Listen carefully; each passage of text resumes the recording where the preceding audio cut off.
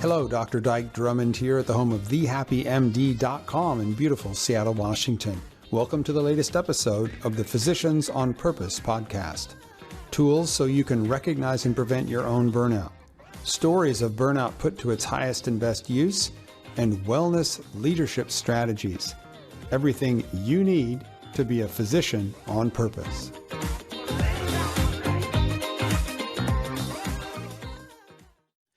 And hello again, this is Dr. Dyke Drummond with the latest editions of the Physicians on Purpose podcast. We've got a friend of the broadcast here, Dr. Mike Schooff. He's been here before talking about leadership and leadership communication. What we're going to talk about today is to get his feedback and his review of a virtual scribe program. So virtual scribes are the latest way to get around needing on the ground, in-person folks as scribes in your office. It's a little bit bleeding edge. Mike has the ability to give us feedback from several years worth of 100 doctors in his system using the system.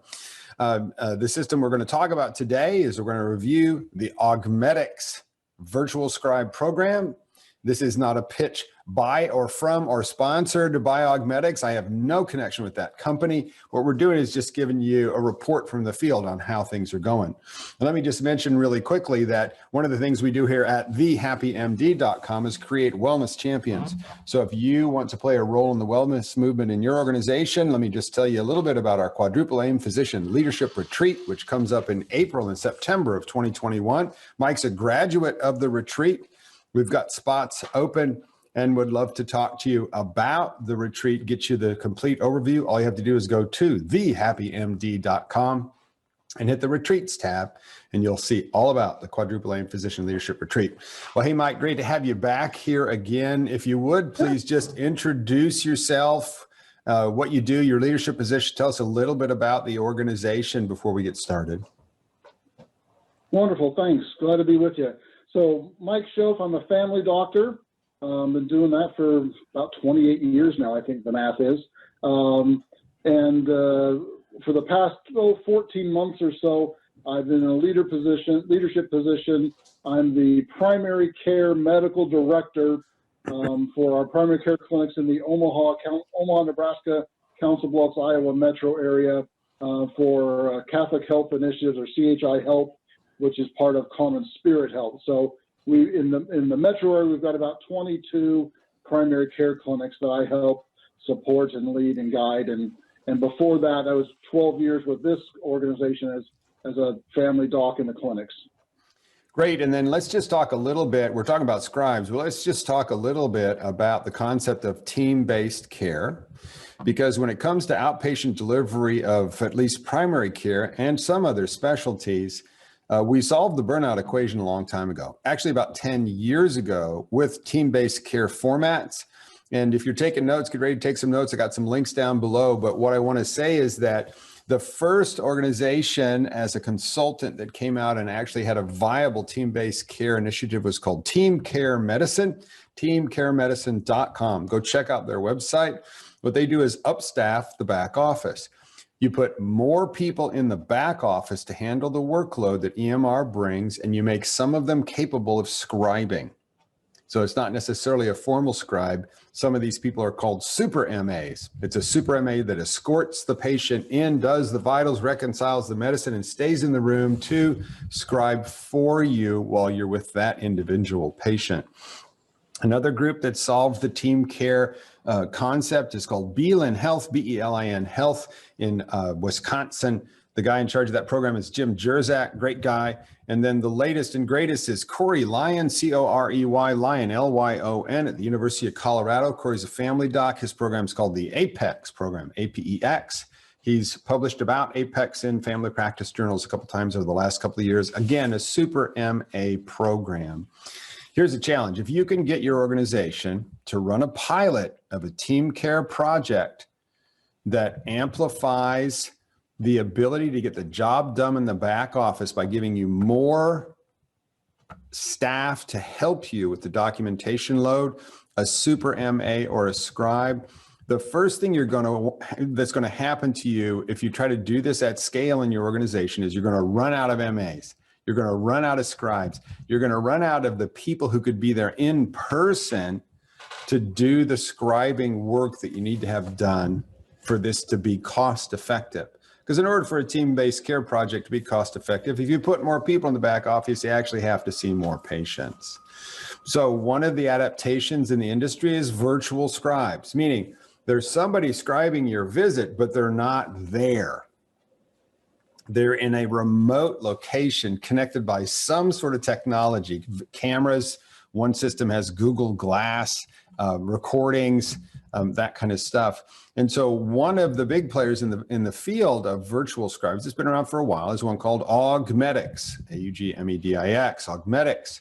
And Mike, tell us a little history here of your group's experience with Augmedix, because it's not like you just started last week. No, as you said, we've been 4 or 5 years probably now, to the best of my memory serves. And so a couple of points that we yes, recognize the need for team-based care. And I personally believe the super MA, or whatever you want to call the model, is a very good one. You know, and in addition to doing the things you talked about, Dyke, of rooming the patient, they also take an expanded history more than a typical nurse would. So kind of like working with a resident or a senior medical student, where they spend more time with the patient, then they come out and pitch the doc, and you go in the room and see the patient, can really lead to some efficiencies. And as you mentioned, they've got, you know, return on investment data to show that it makes its money up in the end. But our experience was exactly what you described, that we have some of our existing MAs that were willing to do this, and now we need to backfill their other role. And we just could never really get a good volume of nurses willing to do this role. They're much happier doing a traditional MA role than doing the scribe role. And so we just could never keep docs staffed. And so we're trying to find what other solutions are out there. Well, one of our docs went to, I believe it was the AAFP annual conference, where Augmedix had a booth set up, and he got their pitch and said, this sounds really interesting, and came back and met with some of our senior leaders and said, I think we really need to try this. And credit to them, they didn't just blow them out of the water. They said, well, look into it. And they started looking into it and said, yeah, this might be worthwhile. And so they took the Dyke Drummond approach and decided to do a innovative pilot project. Right on. And see what would happen if, for a period of time, we tried to get, and their goal was to get 10 docs signed up and do it as a pilot. Well, at that time, again, I was in my clinic working, and I was griping a lot about the hamster wheel of primary care, that I go all day and see my patients in the clinic and get a few charts done, but mostly doing phone messages and lab results and whatever between patients. And so then I'd go home, have some dinner, log back into the computer, and I'd spend the next couple, 2-3 hours dictating and doing my charts before the end of the day. And every day just was continuing on that trend, and it was getting tiresome and burning out and all that miserable stuff. And so I had raised comments and complaints about that, and got, yes, we understand. So my manager came to me and said, hey, doc, there's this pilot we're looking to do with this company. And she explained the idea of remote scribing. She said, would you be willing to do it? And I spent the first half of my career on residency faculty, so I taught residents what a good note should look like. And I continue to hold myself to that standard of a well put together office note. And I said, I don't think somebody else can do that hasn't been to medical school, that hasn't been. I really am pessimistic. But somewhere in the back of my brain, the smarter part of me kicked in and said, but if I say no to this, I lose all rights to complain in perpetuity, because they'll just say, well, we offered you something and you didn't want it. Well, you also go right ahead and shut the door on Einstein's insanity trap, and you know the reality you were trapped in at the time. Yeah. And so if something didn't change, what was going to have to change is I'd have to change careers. I was actually at that point thinking about how could I convince a university that they want to have a doctor on their faculty. So I smartly said yes, and I told them I was hopefully pessimistic that it might work. And so we started with it. And actually, one of the other questions I asked is, and again, to the credit to the organization, I said, how long do I have to try it? If I really hate it, how long do I have to do it? And they said, 1 day. Oh my. Yeah. And this is even, so Augmedix started using the Google Glass technology, and I wear prescription glasses. That included that the company bought a pair of glasses for me so they could be in the right frames to fit the Google Glass equipment to it. So they bought me a couple $100 worth of glasses. Nice. And said I only had to use it for one day. So again, very appreciative of that leadership model. So I did it for a day, and it was the worst day in clinic I've had since my internship. But somewhere I saw a glimmer of hope. Again, we were the guinea pigs trying out our system. So the system was still trying to figure out how do we support it with enough technology and not getting bounced off the Wi-Fi and whatever else. The scribes had been trained with other doctors, obviously, but they hadn't worked ever with me.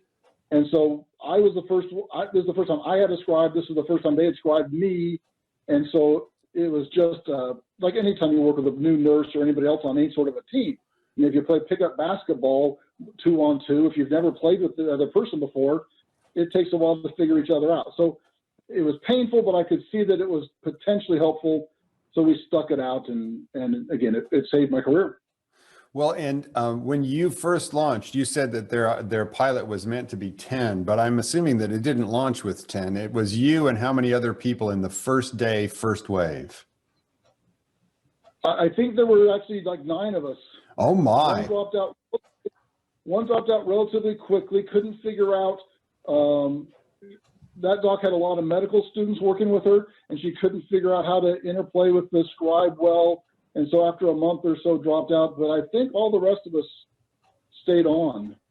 Very cool. Very cool. And now at this point, let's just fast forward to where we are today. How many people are on the system, and what is the technology? Because I don't think they use Google Glass anymore, do they? Right. So in our system, I haven't looked up the exact numbers, but it's probably about 100 providers across pretty much all specialties. Medical specialties, a little more than surgical specialties, ER. Those are some of the big users of doing it. But primary care, number one, there's just more primary care docs than anybody else in our system, like there should be. But again, because of the burden of how much documentation there is, more doing it. So yeah, I got about 100 people on the system, just again across our part here in Nebraska and Western Iowa. And now what they use, instead of the Google Glass, and they get better things with what basically looks like your cell phone. So a device looks like a cell phone, has a little base that it sits on, and the provider just walks into the room, places the device in a place where it's pointing towards the patient, because the device, just like your cell phone, has a camera and a microphone. And then the screen part of the phone, the scribe can type a message to ask questions or to give information to you.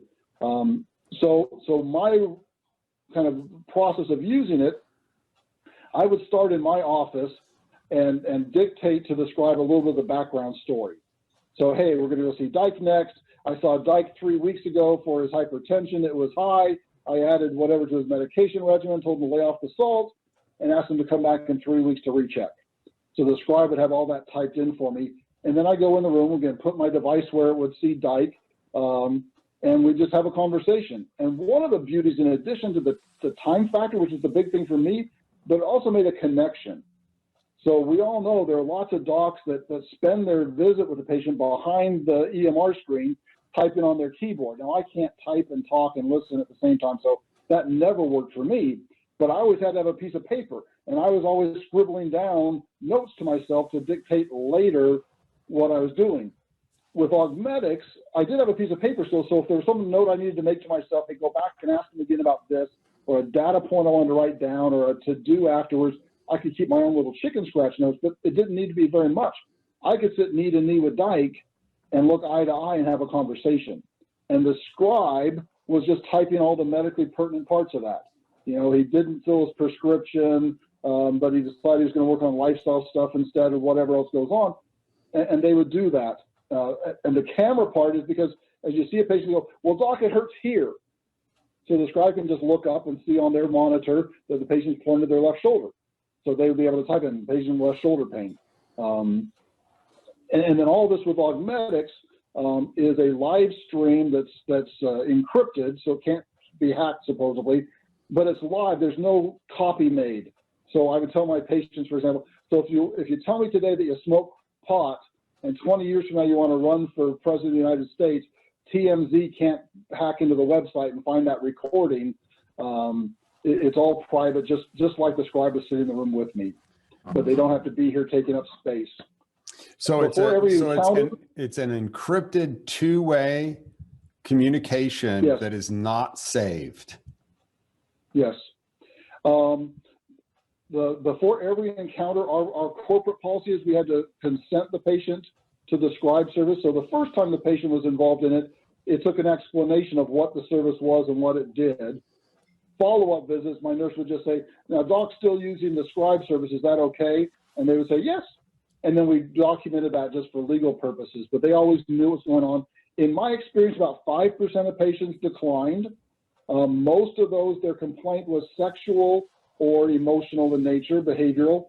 A few people had some, I don't know, paranoia, technophobia kind of things, that somebody was going to do something evil with their information. But for the most part, it was really well accepted. And again, in my experience, even more so than an in-person scribe, because you quickly forget that little piece of technology sitting on the table or sitting on my glasses, and it's just the two of us in the room. And so it really was very well accepted. Again, the scribe then, I communicate to the scribe by talking. The scribe communicates to me, they type, and that comes up on that cell phone screen. Hey, doc, I didn't understand what the patient said about this. Exactly. Or I could ask the scribe a question. So what was their blood pressure at last visit? And the scribe can look in our EMR and just flash up on the screen for me whatever the last blood pressure was. So the scribe can pull things onto that little screen for you if you need it. Great.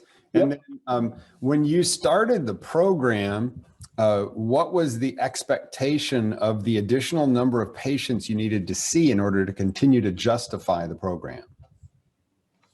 Yeah, so that's a great question. And again, I'm thankful for our organization. They actually recognized the twofold piece. One is the yes, we would like to see you see more patients to make up the financial hit for paying a scribe. But the other part is they did recognize the burnout piece and recognize that, and not just specific for me, but if we could keep a good doc and keep them happy, that's worth the investment on its own. We all know the cost of replacing docs and whatever else is. So I was grateful for that. So I was told the minimum was not to decrease, and that you'd naturally find an increase. And they were looking for a couple of patients a day. Yep, and if you look at the literature, the business literature around hiring a single scribe and giving a doctor a single scribe at about $25 an hour, and you say, how many more patients does that doctor, family practice doc, outpatient family practice doc, need to see in a day in order to pay for the scribe? The number has been 1.7, 1.8, around 2 extra patients a day. So that's where that 2 comes from. And that's a primary care one. If we're talking about specialists running specialty outpatient clinics or ER, stuff like that, the number's even lower, simply because the charges per case are a lot higher. And so at this point in time, Mike, are there people that are using the scribes that don't necessarily meet the production quota that your folks set? Yeah, so actually we've changed initially. For the first couple of years we did it, you had to meet a certain productivity to be eligible to even try it. And it was above the median as a way to, how can we help our busy docs and unburden them? But we also found that a lot of our docs and our APPs would start to get up to maybe the 40th percentile nationwide and plateau. And they had a hard time getting over that hump. And they would say, well, gee, I spend so much time doing this and doing that and charting and doing this and doing that I can't really, And we found that if we gave them Augmedix, that let them get over the hump without killing them. And so now that's really our model is yes, we want you relatively busy. So maybe the 40th percentile, no hard fixed number, it's a case-by-case basis, but maybe on the 40th percentile and keeping all the other work standards, you're able to see patients, you've got clinic openings, all that kind of fun stuff. Then we'll give it to, and the standard now is just, and you will continue to be available and you'll continue to see patients, and you're going to work with us at growing your practice in a reasonable manner. And as long as there's progress up to and maybe a little above the 50th percentile, the answer is the system pays 100%. Excellent. That's very visionary. Very visionary stuff. I mean, I haven't talked to a lot of folks that have had scribes implemented like this. I've certainly not talked to any organization where the leadership team said, give everybody one, which is the right answer, but give everybody one. Could be a little more accountable for productivity, but give everybody one is the right answer. A lot of groups will give the high producers a scribe, so they'll give the ER docs and the orthopedic surgeons a scribe, right? A lot of producers will give the failing doctors a scribe, but to give folks in the middle a scribe and it gets them over the hump without, as you say, killing them is a really important leadership decision to make. Yeah, and there are some limitations. Just quite frankly, just the can we grow with technology? Can they grow with scribes?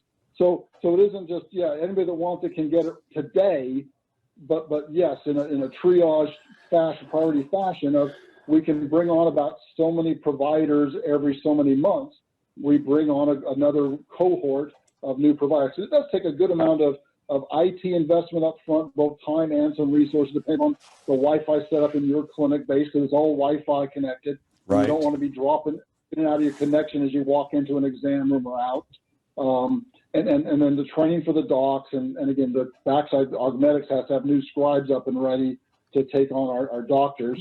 Their model has, ideally, each provider has a primary scribe and a secondary scribe, and both of them spend time with you in a typical week, just so they stay up to date and know your preferences. Again, just like any other team-based care, when you've got an established MA that you're working with, that flow just comes so much easier because you anticipate each other's needs. You can say things in shortcuts and you know what to expect. But there were times where things happened and you got a scribe that had never worked with you before. It was a little slower, but still, again, much better than having to make me drag in all my notes or type all my notes. And then where are their scribes located? So they were a startup out of San Francisco. So my initial scribes were all in the Bay Area, and most of them were somewhere between undergraduate school and doing something else in their lives. So they were applying to medical schools. They were applying for other things. I have scribes that now are in medical school, in PA school. One's in grad school for some biotech stuff. One went to a biotech research firm. But what they've really found is that there's a lot of turnover with that to keep the Americans interested, and they're always doing it as an in-between. So they actually now, the majority of their scribes are offshore and mostly in India and around that area. So it's the middle of the night for them when they're scribing for us. But again, a good group of people that I was worried about the language, and English isn't their primary language, but very quickly that worked well. Again, they were taught English, they were taught medical scribing, they were taught medical terminology classes, all that stuff. So just a little bit of help again of how I want things done, a little bit of some semantic stuff I played with a couple of the scribes, but the notes really did sound like an American doctor created them. And I didn't let them do any click, click, click, click. It all has to be, at least for the history, it all needs to be free text. Gotcha. And then how much, just as a ballpark for a doc working, what is your 1.0 FTE inside your organization? How much does it cost for one of these to have the scribe service up for them at all times? I don't remember the number, but I know it is less than half of trying to have a full an on-site scribe. So less than half the cost of somebody sitting there in the room, just as we pay salary and benefits and whatever else, the cost that we pay Augmedix to do the same service offsite was less than half. Gotcha. And I'm imagining that the feedback from the folks who've been able to, cross the threshold of actually implementing a scribe into their practice, because there's some people that won't be able to cross that bridge. But for the folks who do, who I would expect to be the majority, I always think about the 80-20 rule, right? And I would imagine your scribe can cover about 80% of the patient visit documentation that needs to be done. For those people who've been able to successfully incorporate a scribe, I'm imagining you're getting some positive feedback. Yeah. Again, so my productivity increased, and I'm able to see a few more patients every day, and again, be on schedule, so I'm not taking the time, especially those who wanted to do the note during the visit or during the between visits. So we're taking that time away from them. They don't have to do that for note doing. They can go see the next patient, or again, like me, they can get into their in basket and fight through that. wish we could find a scribe that could do that, but oh well. It's called a nurse. So yeah. So they get their productivity increases, which increase, of course, their salary. So they're making more money. They're taking less time to do it, and so the work-life balance is there. For me, pre-Augmedix, for an average 8-hour day in clinic, I spent a good 3 hours afterwards with my notes. Again, I'm OCD in those ways. I probably could have done it quicker, but I didn't. With Augmedix, when I had a scribe that I was comfortable with, it was about 40 minutes, maybe 45, to go through a full day's worth of notes. So the scribe types the notes out, and then they import it when they're done, because they do a lot of shorthand initially. So they go back after the visit and touch it up and make it all look pretty. And then they'll import it into the electronic medical record, and it's there for me to review whenever I want to, usually within 10 minutes of me saying goodbye to the patient. Wow. So if I'm available to look at it now, I can look at it now and proofread it. Or again, for me, I tended to do that later, but it's just a matter of proofreading. So you read through the HPI, does that sound like the visit? The place that most of us, when you go to look at a chart, if you're going to look back at some old notes, what do? You look at the assessment and plan. And so, I get down to there and make sure that was nice and accurate and organized the way I wanted it. But once I looked at it, it was a good note. There's a little dot phrase kind of thing in our software system that would put in a little attestation statement. I, Michael Schooff, have reviewed this, and it's an accurate representation. And I sign the visit, or I assign a billing level, and I assign the visit, and I'm done. Right on. So 3 to 5 per patient, done with the note. Well, and a couple of the most difficult things, the reasons that being overwhelmed in the back office by documentation tasks is so terrible for doctors is it results in just exactly what you said. It ping pongs into what's called pajama time, right? So you're going to make it right by the things you do after the kids are in bed. Pajama time, where you're documenting from home. We can track those kind of things in a lot of different EMR programs, like where are you logging on from and how many keystrokes come from your home computer, that kind of stuff. But until you have enough people to handle the workload, you really can't help the doc in a meaningful way. So now you unload the busyness of the day, you eliminate a bunch of the pajama time, and everything gets a lot easier. I'm just going to say this, and I've said this for years. Any organization that does not have a scribe pilot in play to test the mechanism of a pilot project to get enough people to do the documentation workload. If you're not doing a scribe pilot in your organization, that should be criminal at this point in time. Test to see how you can implement scribes to help the documentation workload for your primary care doctors. Now, go do it. Doesn't have to be 10 people. That's an enormous pilot project, by the way. I would start with 1 or 2, right? But if you've said to yourself, but where are we going to find these people? Well, you know what? You just found them. Now, I'm not advertising for Augmedix. We have no financial relationship with Augmedix. I'm just giving you a review from the field from Mike, who has 100 of his docs using these services, and it's working out really well. There are competitors to Augmedix in the niche. Augmedix is not the oldest one, but like Mike said, they've been around for 4 or 5 years. So I think they've sort of hammered out some of the growing pains that these companies might be involved in. Challenges, let's just go through them. Your Wi-Fi is out, your connection's down, the power's gone, you're back on your own again. That's number 1. Number 2, hang on just a second. I had it.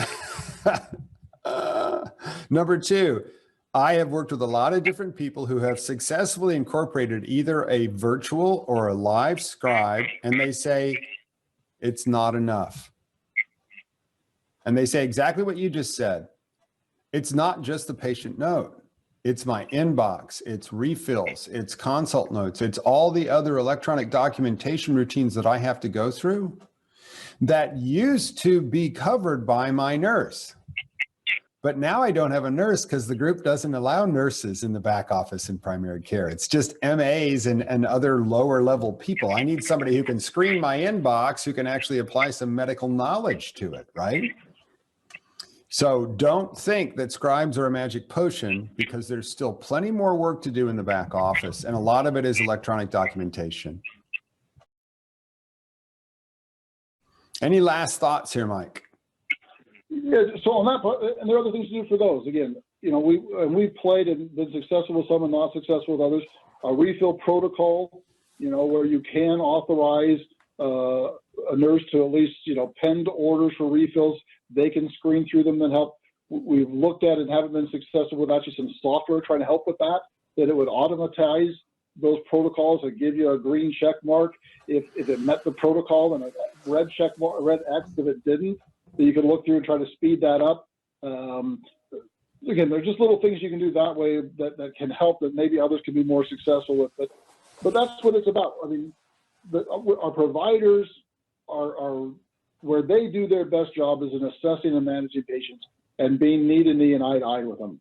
And whatever we can find to help them do that will make them happier, will make them more productive. They'll get better care. They'll have time and effort into the quality care that we're all trying to do instead of just turning the turnstile. And again, they'll go home happier. And that's what we need. So the ROI is there. If you can make that initial investment, it really does pay off. If one more nurse per every 2 doctors or whatever to do some more of those phone calls and get the docs out of that and in the exam room really is a benefit. It's just finding those people and convincing the administration that we can do the project and try it and prove it. Well, and the essence of team-based care is actually very simple. Match the hands on deck to the amount of work that needs to be done. EMR came along and in one swell swoop doubled your workload in the back office. But up until now, most groups have not upstaffed to handle it. They just count on the invisible efforts of the doctors after their kids are in bed at night to make sure the paperwork is done. And as light workers, doctors can't not do that. And it's an enormous cause of burnout. But again, I want to say a scribe is often not enough simply because of the quantity of digital work here. Well, Mike, thank you so much for sharing your experience. It's really super important. Again, we have no relationship with Augmedix. We are not recommending Augmedix. We're just giving you a from the field experience report of a virtual scribe service that works for this system. Just real quick, let me just make another quick plug for our Quadruple Aim Physician Leadership Retreat, which comes up in April and September of this year. This is where we train you to be an effective physician wellness champion, give you the tools and support so that you can go back home again and play a role in the wellness committee in your organization. 8 weeks of follow-up support, 13 hours of CME. It's great stuff, and Mike is one of the graduates of the program. Mike, if you can just quickly unmute yourself. And yeah, he's putting his hands up. Tell us a little bit about what you learned at the retreat. I think the biggest learning was putting everything together in one time in one place. And then as Dyke told us when we started, that follow-up to then really let it start to cement and come together.